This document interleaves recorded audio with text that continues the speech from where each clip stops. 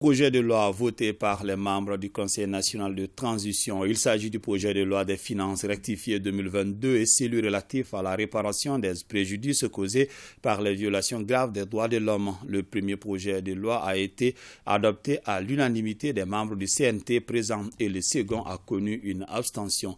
Le compte-rendu de la cérémonie avec Modibo Mariko. C'est un autre palier important qui vient d'être franchi dans le processus de réconciliation dans notre pays avec l'adoption par les CNT du projet de loi relatif à la réparation des préjudices causés par les violations des droits de l'homme.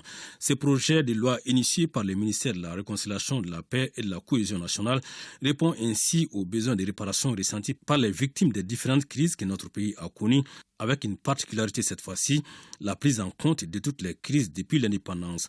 Et cette loi fixant les règles générales relatives à la réparation des violations graves des droits de l'homme vient à point nommé pour panser les plaies, pour penser à toutes ces victimes, bien sûr, de ces préjudices causés par ces différentes crises et toutes ces violences politiques qui permettront aujourd'hui de mettre en place une batterie de mécanismes de réparation.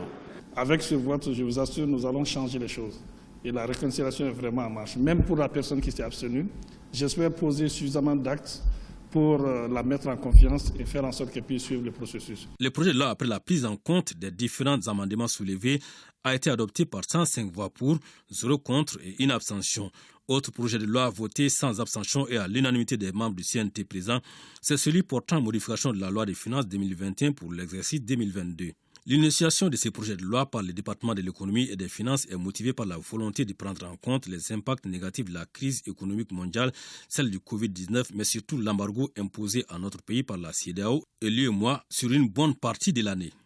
Ces phénomènes conjugués ont eu raison vraiment de l'équilibre budgétaire. Il fallait trouver une solution pour corriger tout ça, sans compter qu'à l'exécution, il y a eu des mesures nouvelles qu'il fallait prendre en compte.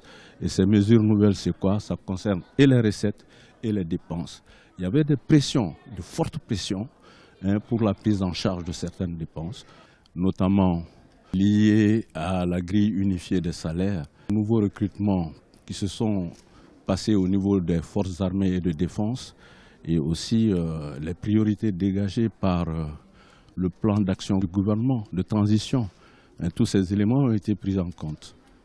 Ainsi, le projet de loi des finances rectificative 2022 se chiffre en recettes à 1982 milliards 440 millions contre 2130 milliards 721 millions, soit une réduction de 148 milliards 280 millions de francs CFA avec un taux de régression de 6,96%.